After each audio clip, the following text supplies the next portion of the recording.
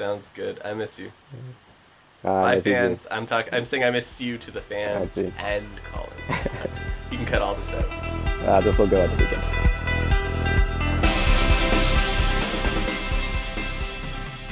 Hey guys, thanks for checking in. It's Mike and Colin here. Hey Mike guys. and Colin, not Mike and Colin. Well, I guess we are one flesh, but sure. Sure we Um, are. confused look with the confirmation. We are. That's what Colin said. We're checking out Somewhere Nowhere, Something Nowhere, Something like that. but something like that by 100th. Something like that's actually not a bad album title either. But Yeah, maybe I don't know. Anyways, yeah. So speaking of 100th, I've been listening to 100th since record one. I actually used to have it on vinyl, but I gave it to a buddy because I never listened to it. oh dang. 100th is a band I like, and I barely listen to, so I don't like super a lot apparently. And then when they did their genre change the first time, I kind of fell off. But I came back to this album. From what I remember, it's yet again another genre change for this band. Yeah, so like when you recommended that we review this, I didn't know that 100th wasn't a hardcore band anymore. Oh yeah. So I was pretty surprised when I put it on. Whenever I think of 100th, because I've been a fan for so long, I just can't not think about hardcore when I think of 100th. Like, I personally think it would have been a better move for them to change their name and when they changed their genre, but to each their own. I think it's worked out well for them. Yeah. I do think this is... Go on. I was just gonna say, yeah, it seems like um, either not too many fans dropped off for Rare was the album that they switched that I didn't listen to and wasn't aware of at the time. Like, yeah, either fans didn't jump ship or they got enough new fans that it seems to have not affected them. So good for them, I guess. Yeah, what I see, like, over Instagram is, like, a lot of guys that grew up in the hardcore scene that are like, oh man, this is so good, and it's like they're hearing this type of music for the first time or something, where they're like, ah, and I'm like, the Limousines did this 11 years ago. Like, it sounds the Yeah. same. There are some Limousine songs that have more emotion, and there are some Limousine songs that have less emotion, right? Like, so it's like, it's nothing new, people. No. But it's good. Yeah. It's nice. Yeah, I wouldn't say it's like the greatest album of this genre. I feel like it wasn't until Bottle It Up that I really got hooked in to the album. That's track 3, I think. Yeah, same for me. Like the first few tracks, actually including Bottling Up, I was like kind of getting nauseated from all of the reverb and echo and delay and just the fogginess of the sound.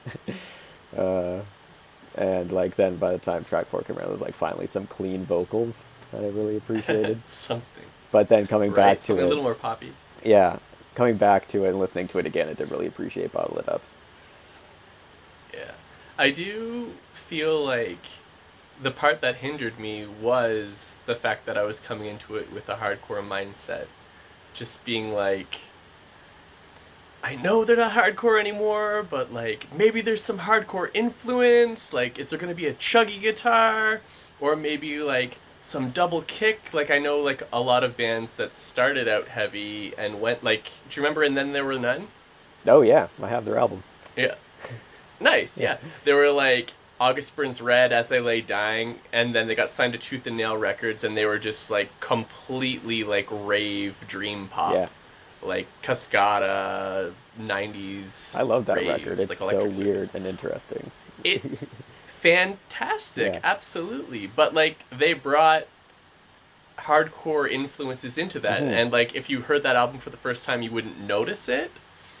But when you know what they came from, you're like, oh yeah, like there's a bit of a heavy guitar in the background there, like a bit of double kick here, or they'll do like this is where a hardcore breakdown would be, but it's electronic, right? And I didn't find any of that on this 100th record. It was just like they wrote off hardcore. They don't. Yeah. They're not influenced by it at all anymore. Well, I don't know. I assume you listened to Rare at least once.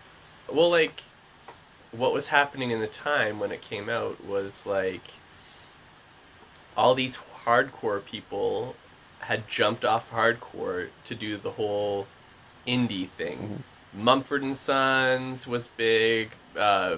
Edward Sharpe and the Magnetic Zeros.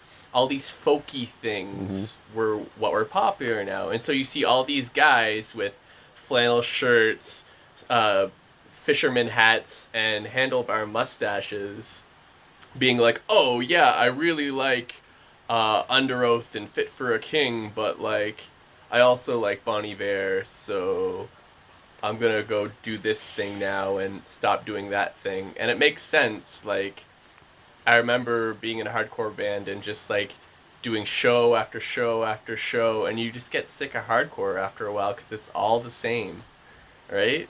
Yeah. So you want something different, and then this folk music comes along, and it's like integral to the artist to be good, right? Because like, no offense to hardcore, there's a lot of people that aren't good and they got big just because, and then dun dun dun dun, like it just checked the boxes for people, right? Yeah.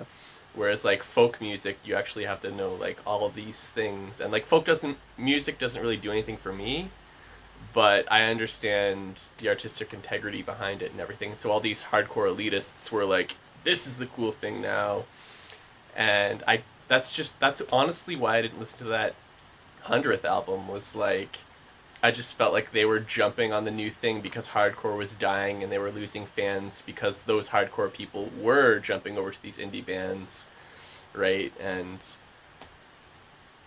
I don't know. That was my reason. It might be an elitist reason, and I'm sorry. I'm sure it's a great album. It's just not my thing. But yeah. Anyways, back to this album. I did like Bottle It Up, and I stayed for the next few songs after. But then once again, it lost me. And then, is it iridescent? Incandescent? Iridescent? I think it's It's iridescent. iridescent. Yes. Yeah, iridescent. So that song happened, and it hooked me back in again. I'm like, oh, this is awesome. And like, yeah, I do appreciate some of the instrumentation. Like I think it's Bottle It Up. The thing that caught me was it was like 4/4 time, 1 2 3 Hmm. 4. But there's a part, I think it's in the chorus, where the keyboard is doing 6/8 time. It's like 1 2 3 1 2 3 1 2 3 1 2 3, while 1 2 3 4 is going on. It's like 1 2 3 1 2 3 1 2 3 1 2 3. Like, yeah, it was I wish we could play a it was sample, nice. but we can't. You know, this drops the video. I keep reaching for the popcorn. Yeah, my No. my first time listening through, the song that stood out to me most was "Cauterize." Oh, okay. Yeah. Track 11. nice. 11, yeah. Like I said, by the end of the album I was petering out, but I do remember it's like Too Shy or something? Too something? It's like the last track. Too late. Too Late. Clever. Um yeah, the one before that hooked me, and then I Yeah, was way able to out. pay Yeah. attention to Too Late. So, but yeah, so it's like I feel like I need to give it more than 2 listens to fully Yeah. appreciate it. My friend Josh, he thinks it's like the greatest thing since sliced bread, and he's like, if you haven't liked 100th before, you'll like them now. And so like, I listened to the album and I was just like I already have the limousines. Like, Yeah, I would say that I probably enjoyed it more with each listen, just because it does all sound the same kind of to me. But yeah, yeah, so just like listening to it more, you learn to appreciate each song individually, like especially on shuffle, rather than listening to it front to back. Learn to appreciate each song because that's what like listening to it the first time. I was like, this album is just too much of the same thing for me, but I feel like each song, if I heard individually, I would really like. I agree with that. Absolutely. It's like cuz on their own you're like, "Oh, yeah, like this is pretty good, right?" Hmm. But then like you listen to the whole album and you're just like, are you going to change your tone? Are you going to change your effects? Are you like are you going to do something different? Like you'll listen to, I don't know why this is the first example in my head, but Haste the Days When Everything Falls is Hmm. like hardcore, hardcore, hardcore, and all of a sudden like acoustic song, Yeah. and you're like, whoa, changing it up, right? Like, or like, there's lots of bands that will change their guitar tone throughout the record for different songs because this song needs a bit more aggressive muddiness. This song needs a bit more pretty clarity, right? Like it's, and that in itself will change up an album enough where you're like, cool, like variety. But this, like, I'm sure they might have changed a couple samples, but I did not pick it up. It was so similar, like Sparkle 1 versus Sparkle 3. It's still Sparkle.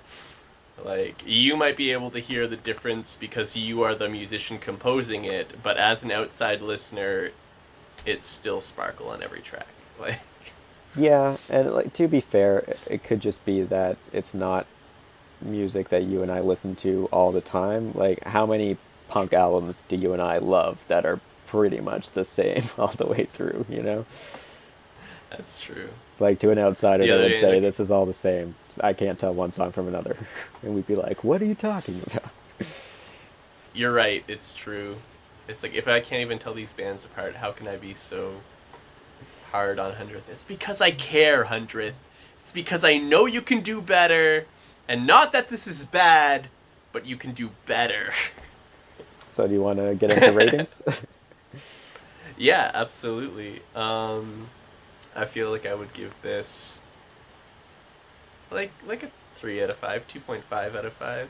Okay. Like it's good, but it's like I'm forcing myself to come back to get into it because I feel like I was too mean to it. So I feel obligated to listen to it again to give it another chance. Not that I want to go back, but because I want to like I it. think, yeah, you should give it another chance. I'm going to give it Yeah, yeah. like 3.5 or 4 out of 5. Oh. But also, Oh. I think this album will really grow. Like, I think if you ask me about this album in 10 years' time, you know, when I'm in my mid 30s, uh, I will say this is an amazing record. Maybe give it 5 out Yeah. of 5 even.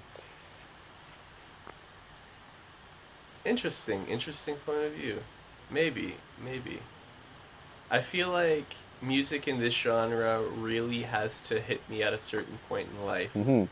Because, like, Get Sharp by the Limousines, um, I downloaded it off the internet illegally before it dropped. And it hit me. And I don't know what was going on in my life at that point. Maybe, like, a breakup or something. Hmm. But, like, it really hooked me. And it's not music that I would normally be into, but it was so good and the lyrics were so relatable, at least at the time, even though when you go back and you listen to the lyrics you're like, oh, this is really fucked up. So uh how did I relate to that? Yeah. But apparently I did. But yeah, interesting. um yeah, cool, I guess. See you next time. Have you checked out William's review of Heaven and Hell? Eva? Yeah, Eva Max? Yeah, Yeah, yeah, Ava Max. That's what it is. I I was like, think. Eva Smith? No, that's not right. Ava Max, definitely. For sure. We'll put that link right there. You can click that link there. Sure will. On more things for Colin to do, because Colin's the video editor. Over here is Colin and I's review of Quarantine. And if you don't like music and you like superheroes, here's our three-way on Batman. I don't know if I can do all of that, but the videos aren't hard to find, so. Colin, I don't want to put too much work into Yeah. this. Go search. Speaking of work, I should probably get back to work.